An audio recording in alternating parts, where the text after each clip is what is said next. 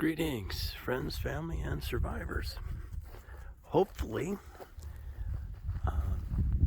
in the next few days, Carol and I will get a chance to mount the shock box here and put our hot wire all the way around. We use a ribbon wire. And so she's got the insulators and the cross fencing all done, and then we can turn the mare out on this grass.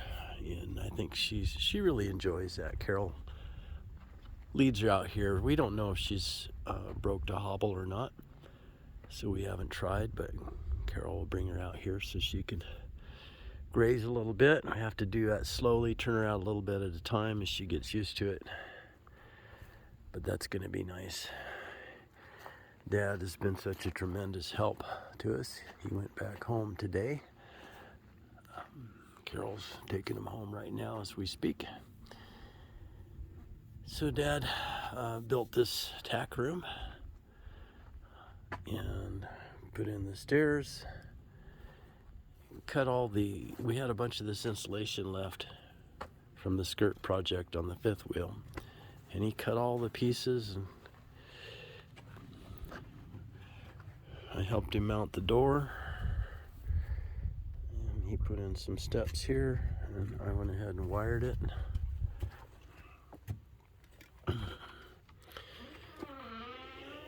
And so Carol's got it painted in here. Put some hooks on the wall so she can start hanging her tack in here. Got the lights working. So got this mouse proof, which is good. I didn't realize it when we were given the door, that the door was an 1.5 inch gap. So we made this piece on the table saw and just slid it up and glued it in place, and then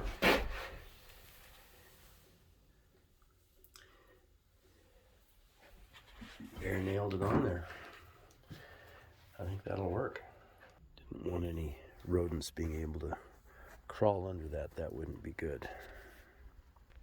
Wanted to give you an update real briefly on the battery environment system.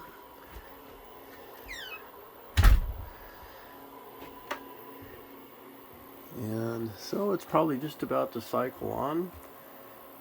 And so when that hits 70 degrees, this pump fires up. It takes the cooling loop that's buried underground outside. It runs 3 or 4 minutes and turns off. And so it's doing just what it's supposed to do. Well, I've heard it on a couple of times when I was outside walking by. I could hear it run, and then it turns off. And so it's doing its job beautifully. So we're really thankful. The batteries never get warmer than 70 degrees, and that was our goal.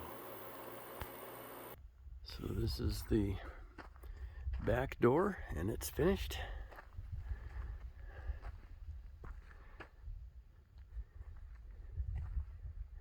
I think that worked out really well.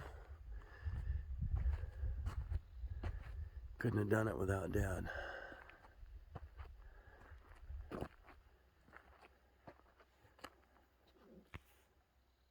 And here's the other one. You know, Dad and I have built a lot of custom homes. I think 26 between us. And he's always done the stairways.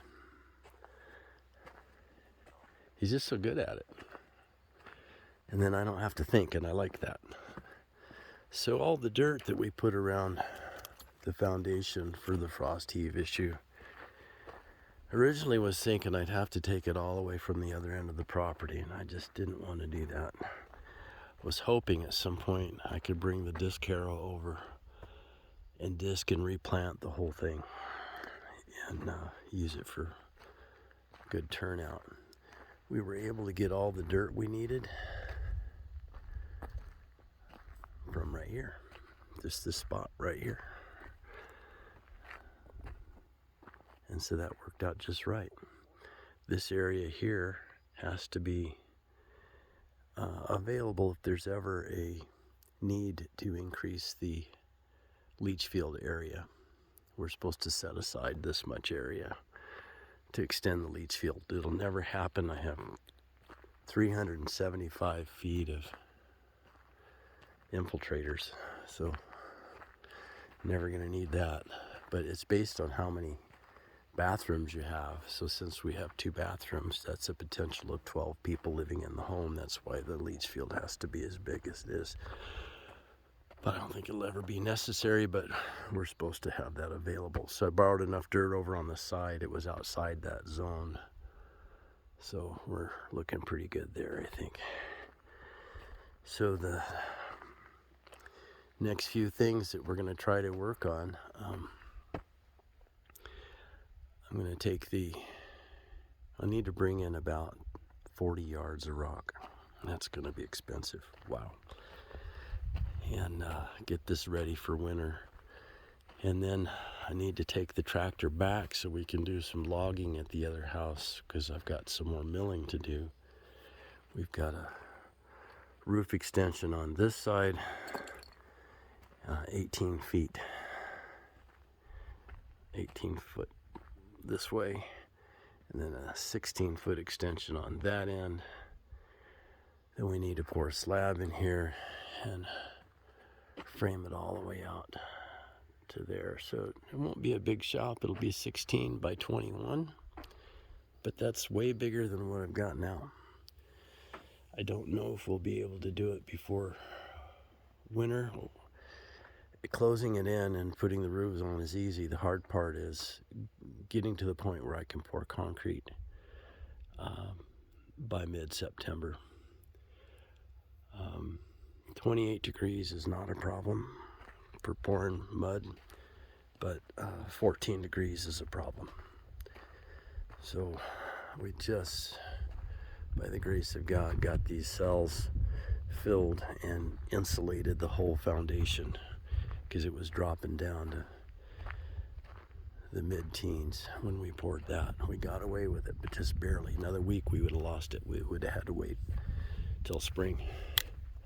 But that's the way this project has gone. It's absolutely amazing, the grace that God has shown us. Amazing. Simple things like the 5th wheel trailer. The day the water heater sprung a leak is the day they hooked up the propane and we were able to take showers in the house. The very day. And it's just like, oh, I have just exactly the right number of bolts, or the right number of nails, or just enough wood, or the wire is within a foot of being exactly what I needed. Over and over and over. We've just been so pampered and so blessed. It's been so easy. It's been a lot of work, but there hasn't been any nail biting at all through any of it. It's just been pure grace. I'm so thankful. We're glad to be here. And it seems like it's been really peaceful up here compared to last year. And so it's working. Yay. Go God. He's amazing. All right, folks. I hope everybody's doing well. Have a blessed day.